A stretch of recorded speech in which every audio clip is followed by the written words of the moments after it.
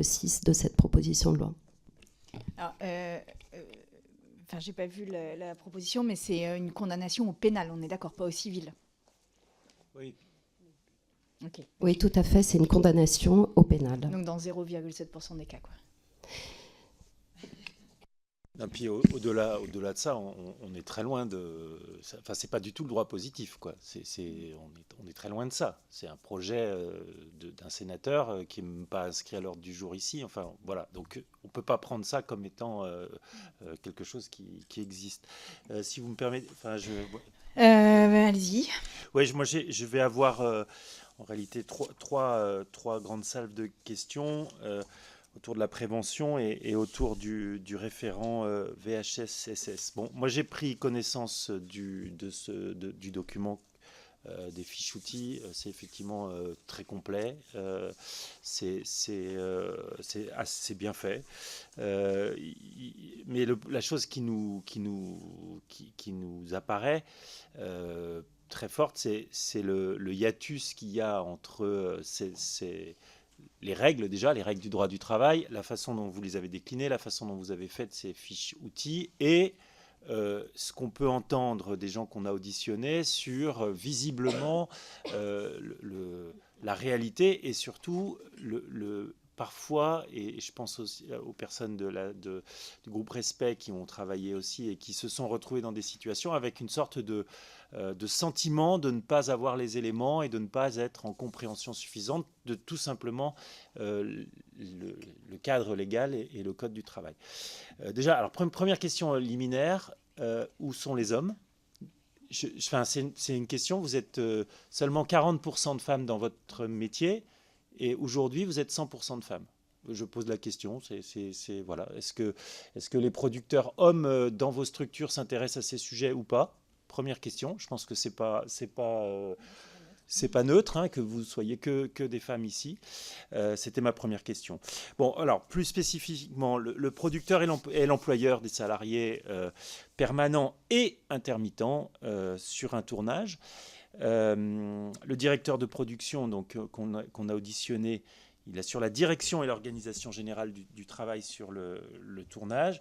Donc moi, ma première question, c'est sur les actions de sensibilisation, de prévention et de formation. Qu'est-ce qui est mis en place pour prévenir les VHSS sur un film, au-delà évidemment des formations obligatoires. Sachant que sur les formations obligatoires, on a vu que c'était le gérant de la production qui était, obligé de faire cette formation. Mais on sait bien que dans vos sociétés de production, il y a un gérant et parfois il y a des producteurs qui sont pas nécessairement le gérant. Donc est-ce que ces gens-là sont obligatoirement formés? Alors, pour continuer, concrètement, les directeurs de production informent-ils l'ensemble des salariés des risques de VHSS sur un tournage? Les affichages du règlement intérieur et de la loi en vigueur sont-ils faits? Ou sur les tournages, dans les loges, sur les plateaux techniques, etc. etc. Et une autre question plus précise, et ça sera la fin de ma première salle de questions. Que prévoit le contrat de travail des employés sur ces sujets-là? Est-ce qu'il y a des clauses particulières? Et auriez-vous des exemples de contrats de travail divers et variés sur chacune des postes à nous fournir pour que nous puissions regarder exactement comment ils sont rédigés? Je vous remercie pour cette première salve de questions. Merci. Qui souhaite répondre? Madame Bory. Pardon. Merci de me donner la parole. Pour répondre à la première question qui concerne le fait que et nous y attendions d'une certaine manière, quand on s'est vu que des femmes effectivement présentes à cette audition. Alors moi je ne veux pas répondre à la place des hommes, je dis simplement qu'effectivement, de manière culturelle, c'est vrai que dans nos syndicats, ce sont les femmes qui principalement s'occupent des questions sociales, de manière générale. C'est-à-dire que, par exemple, moi, je suis élue au bureau de long métrage du syndicat des producteurs indépendants et je soutiens Louise, qui est déléguée en charge des questions sociales, sur tout un tas de questions. Je participe à des réunions, je préside la commission de la convention collective de dérogation de l'annexe 3, je suis à l'agrément du Centre national du cinéma, qui est quand même l'endroit qui structure le secteur du cinéma. Et par contre, nous avons effectivement dans nos groupes de travail des hommes qui participent. Bon, ils ne sont pas là parce que, je ne sais pas, il faut leur demander pourquoi ils ne sont pas là, mais en tout cas, pour nous, il n'y a pas de question de genre sur ces questions-là. Moi, je travaille avec un producteur sur ces questions-là. Pour répondre... Alors, sur les mesures de prévention, je voulais juste faire un petit historique. Quand le CNC a mis en place cette formation de 3 heures, c'est 3 heures, ce qui est très court. Évidemment, dès qu'on impose quelque chose, c'est toujours compliqué. Les gens disent « Ah, mais pourquoi nous ?» etc. et pas les autres. Mais en tout cas, je pense que ça a été une initiative, je dois le dire, formidable. Parce que, tout simplement, pendant 3 heures, les responsables des structures, et je reviens sur ce que vous disiez, Madame Rousseau, c'est que nos structures sont petites, et souvent, le gérant est le producteur ou le président de la société. Moi, je suis moi-même présidente de la société. Je produis et je suis présidente de la société. Donc, j'ai fait cette formation de 3 heures.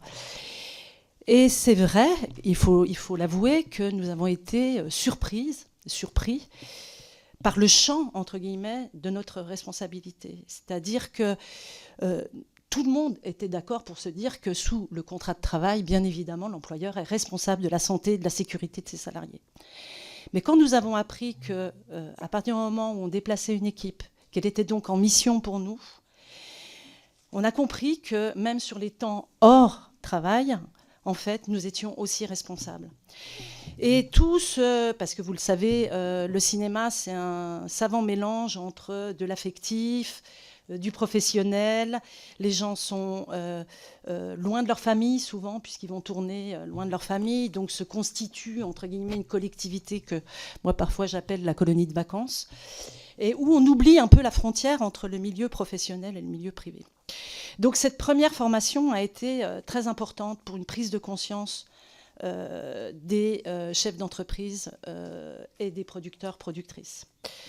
Mais insuffisante à mon sens.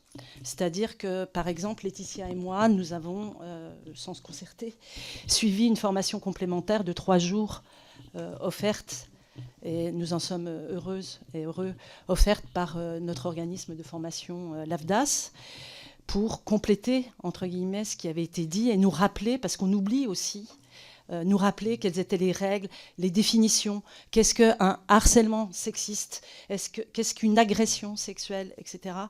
Les droits et les devoirs, et voilà. Nous, moi, je veux essayer quand même, parce que je sais qu'on est un peu dans l'œil du cyclone, de porter un message qui est que depuis 4 ou 5 ans, c'est ça. Alors au début de manière confidentielle, oui, avec 50-50, on n'était pas très nombreux et nombreuses à se pencher sur cette question-là. Mais là, je pense qu'il y a une vraie prise de conscience, parce que libération de la parole, et tant mieux, parce que fin de l'omerta, parce que volonté de ne pas mélanger une subordination qui est liée à un contrat de travail et une domination.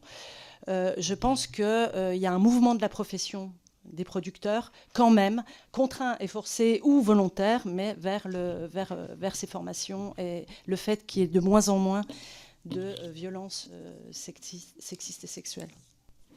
Merci.